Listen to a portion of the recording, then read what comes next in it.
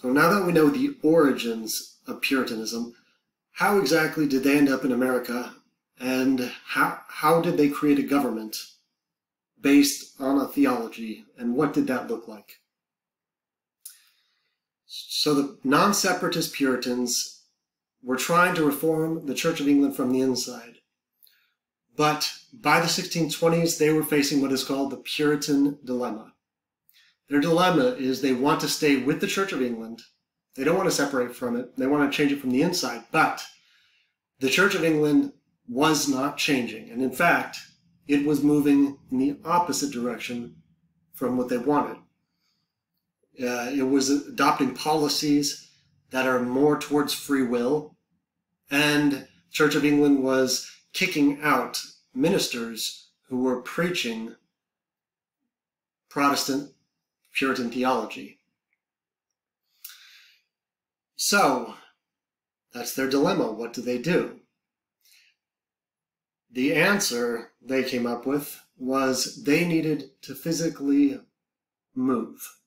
Not leave the church. They're going to stay with the Church of England, but they needed to move locations to practice their religion. Remember that saying, God looks out for fools, drunks, and the United States of America? This is a perfect example of that. The way they did this is so interesting. If you remember from the last lecture about Virginia, there were a lot of joint stock companies around at this time. A group of investors pooling their money for businesses. One of those joint stock companies was called the Massachusetts Bay Company. It was a joint stock company that got a charter from the government to fish off of the coast of America. That's it. It is a charter to fish. Now, the specific charter that was written for the Massachusetts Bay Company had something very bizarre about it. When it was written up, it said the stockholders of the Massachusetts Bay Company would meet and vote and govern wherever the physical charter existed. This was a mistake by whoever wrote the charter that was not in any other charter. So what it says is the Massachusetts Bay Company, wherever the physical charter is, the physical piece of paper for the charter, that is where the stockholders will meet, that's where they'll vote, and that's where they'll govern. As it so happened, all of the stockholders, all of the investors of the Massachusetts Bay Company happened to be Puritans. They realized the mistake that had been made in writing this, so they took the charter itself, got more than 1,000 Puritans, and traveled to America with the charter. So basically, they're taking a joint stock company and they are transforming it into a government. The charter itself, it essentially is functioning as a constitution for this new government. And because because the stockholders would meet wherever the charter was, in Massachusetts Bay Company, they will have complete self-government. If you remember in Virginia, they got to choose their members of their legislature, but the governor was always appointed either by the company or the king. In Massachusetts, they got to pick everyone. They got to pick who was going to be in charge of their government, the governor, so they had complete autonomy and complete self-government. So they will travel to America in 1630. They will bring thousands of colonists, unlike in Virginia where they brought the wrong type of colonists, rich kids and prisoners. In Massachusetts Bay, they will bring the right type of people, families, and especially skilled laborers, blacksmiths, carpenters, farmers, and of course, all of them are Puritans. So they get to Massachusetts Bay, and what they will say is, we are not separating from the Church of England. they will insist that in Massachusetts Bay, they are still part of the Church of England. They're just practicing in America. So they have not separated from the Church of England. They would insist they are still part of the Church of England, and they would still insist Church of England, it is not bad, but we're just going to be practicing, we're staying with the Church of England, but we're going to be in America. What they're, of course, just to reiterate, trying to do is create a society now based on their Puritan belief system that's going to be so perfect. It's going to be a city on a hill that everyone is going to look at it as an example of what a truly godly society is going to be. And then, most importantly, the Church of England will say, wow, they're doing so good in Massachusetts. We're going to adopt their belief system, and we are going to have everyone in England practice that. That is how a joint stock company became a colony, and how the Puritans of Massachusetts Bay would be able to create a society that was supposed to be a city on a hill. And over time, that original charter would morph into their constitution. So one of the very first things they will do, there were originally 12 stockholders that had all the power over the Massachusetts Bay Company, over the joint stock company. They voted and unanimously elected to change in the charter every place where it said the stockholders will make decisions for this company. They changed the word stockholders to the elect. So what that means is now, instead of those 12 people having all the power, now anyone that is of the elect can be full church members, and only full church members could vote. So they're giving up those 12 members, stockholders, were giving up some of their power and giving it to the elect in order to create a society where the elect would govern. The elect would have only voting power, and so it will be a society that is completely controlled by their theology. So now the elect are the only ones that can vote. They're the only ones that can vote for the governor, who will be decided by the people in Massachusetts. And they create a government also very similar to Massachusetts and in England. They will have a legislature called the General Court that has an upper house called the House of Assistants, that's smaller, more elitist, and a lower house called the House of Deputies. So now they have a government that is completely controlled by members of the elect. That is how you create a society that is going to be based off of a theology.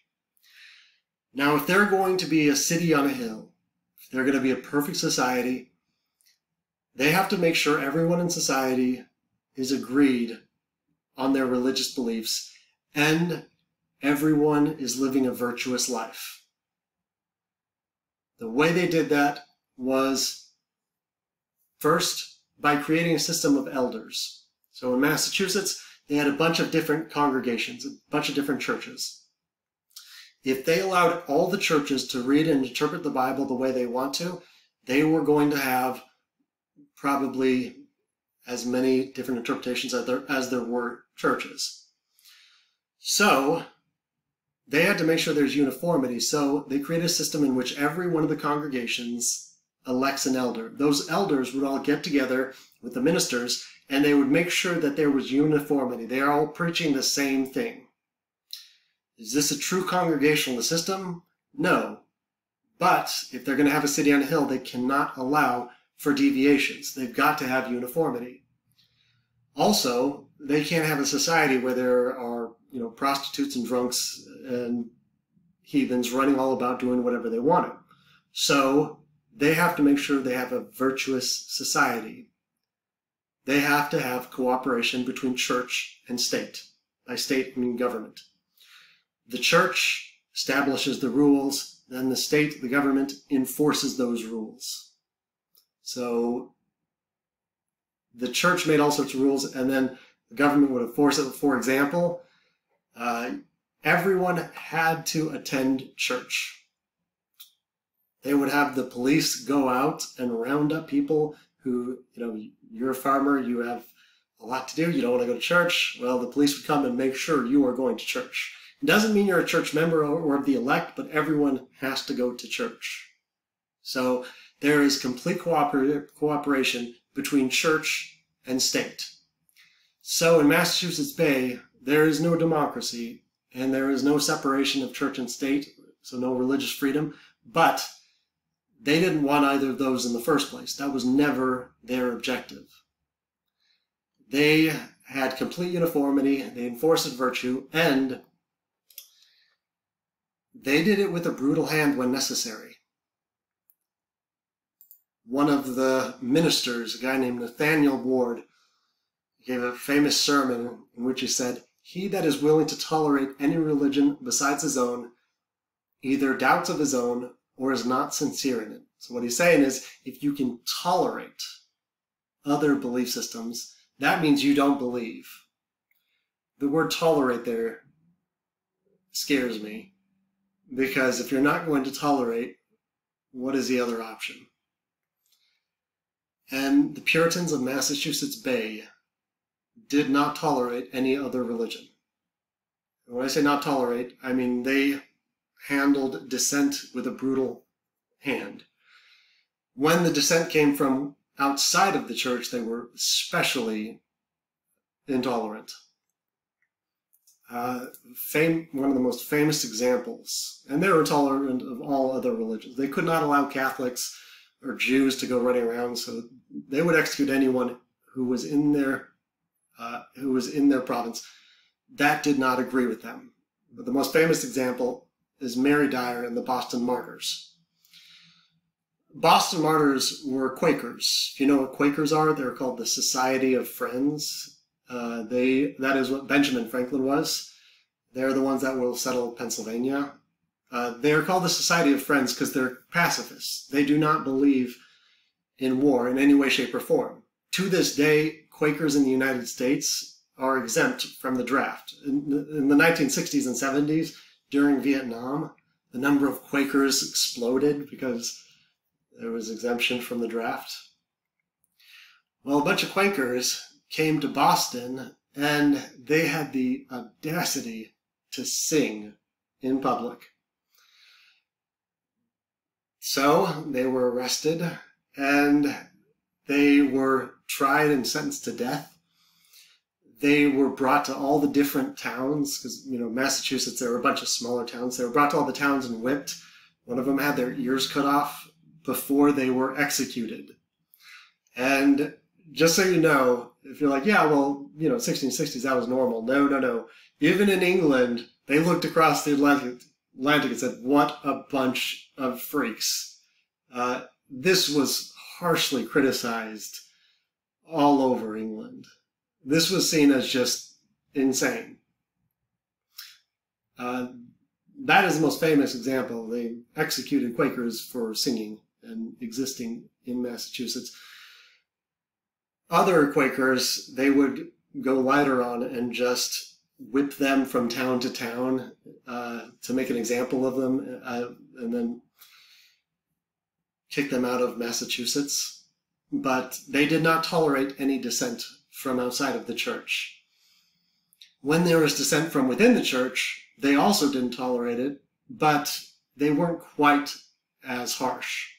The best and most important example, there are several of them, like Anne Hutchinson, but the one that you need to know, and the most important, is a guy named Roger Williams. Williams is really important and really fascinating. He was a Puritan minister in England. He had a problem in that he always believed in absolute, complete purity. And so he did not like anyone going to church that wasn't absolutely pure. He was pretty extreme. His family were very important in England, so he was able to get away with saying a lot of stuff that other people couldn't have, but he was incredibly brilliant. But he was very outspoken and very critical of the Church of England and how impure and immoral it was. Well, he was also friends with John Winthrop, the founder of Massachusetts, and Winthrop kept pushing Roger Williams, hey, come to Massachusetts and be a minister here. And Williams kept saying, no, because you will not separate from the Church of England. Because Church of England is so corrupt, you should separate from it. Obviously, he should have been a separatist. He should have gone to Plymouth. However, he ended up relenting and ended up coming to Massachusetts Bay to become a minister. And when he got to Massachusetts, he didn't stop preaching separation. He kept preaching, the Church of England is so corrupt that Massachusetts Bay should separate from it. Well, you weren't allowed to say this in Massachusetts, so he was criticized, and he was told to stop by the other elders, the other ministers, and then he started actually preaching that they, in his colony, should separate from Massachusetts Bay. So not only is he saying Massachusetts should separate from the Church of England, he is now saying that the church that he is at should separate from Massachusetts Bay because Massachusetts Bay wasn't separated from the Church of England. So he's such a separatist and a purist, he's talking about separation from Massachusetts. That is something you weren't allowed to say. He also started pointing out an inherent flaw of Calvinism and Puritan theology. So Calvinists believe you're predestined for heaven or hell. So it doesn't matter what you do in life, you are going to heaven or hell. Puritans were using the government to enforce their belief system. They were forcing people to go to church. William said this is wrong. If you are predestined for heaven or hell, why would the government force you to go to church?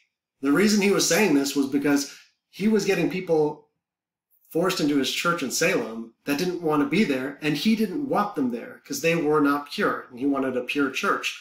So he is pointing out it's not a logical flaw. If everyone's predestined, then why force them to go to church? They're going to hell anyway if they don't want to. So he wasn't allowed to say that, and probably the thing that really got him in trouble, he had the nerve to say the Native Americans own the lands, and the Puritans of Massachusetts Bay should pay the Native Americans for it. He actually got along with Native Americans. He will write one of the first English to Native American translation books in U.S. history. That was insanely unpopular. So he said everything you're not allowed to say, and he got in so much trouble that by 1635, he was finally called before the General Court and told, you have to leave. You are just such a pain in the ass that you have to leave. Now, this was late 1635. It was about to come into winter, and his wife was pregnant, so he was told, you can stay through the winter, and then spring you got to go, though. But you have to shut up if you were going to stay. Williams, being Williams, couldn't shut up. He kept preaching, kept saying what he shouldn't say, and eventually the police were sent after him. He was warned that he was about to be arrested, probably by John Winthrop, who still liked him. And so he and his family escaped in the dead of night in the middle of winter. Fortunately for him, well, not fortunately, because he had got along with the Native Americans, he was able to go and stay with them. Stayed with the Native Americans throughout the winter. His daughter, or his wife, gave birth while they were on the lam or on the run. And he named the daughter Freeborn. Terrible name. Roger Williams would then go on to eventually found his own colony, and this is really important. The colony he will found is called Providence, which of course eventually becomes Rhode Island. Now when he got there, he was still pushing for absolute purity, but then one day he realized that he only knew two people that were totally pure, him and his wife. So, since there are only two people that he knew that were pure, and there's no definitive test on purity, he decided, you know what, I'm going to give up on this purity. He gave up on absolute purity and the belief that there was only one way to God. he will become a seeker, what's called a seeker, someone that seeks God in their own way, and he will never be a part of any established religion the rest of his life. And because he was a seeker, he said everyone should have the right to be a seeker. What's really important about Roger Williams is he will found Providence, Rhode Island, which becomes the first place in the Western world, Western European world, that will have true religious freedom. They will even accept Jews and Quakers. And since they will have religious freedom, they will have separation between church and state. This is the first example of true separation and church and state, true religious freedom in America. Now, Roger Williams is the first example of this, but make sure you understand, Roger Williams did not create religious freedom in America. He was only able to do this because America was geographically enormous. That's why he's able to run away, start his own colony. What he does happens over and over and over again. Just like in Virginia, with the Joint Stock Company trying to enslave the European colonists, the British colonists, and didn't work because people could just run away if they didn't like it. That was the same thing for religion. America is so big that if you had a government that was forcing you to believe in their beliefs, you had an option, and it's just to run away. And so this will be repeated over and over again in America. So although this is the first example, Roger Williams is the first example of it, what happens with him will be repeated over and over again. And we will get religious freedom all throughout the United States. So overall, in Massachusetts, there is not democracy because they never wanted democracy. They didn't believe in democracy. And there's no religious freedom because they didn't want or believe in it either. The government worked in coordination with the church to enforce their belief system, make everyone believe what they did. And anyone that dissented was handled. If it was from without the church, it was handled pretty harshly. From within the church, less harshly, but they still could not tolerate any dissent.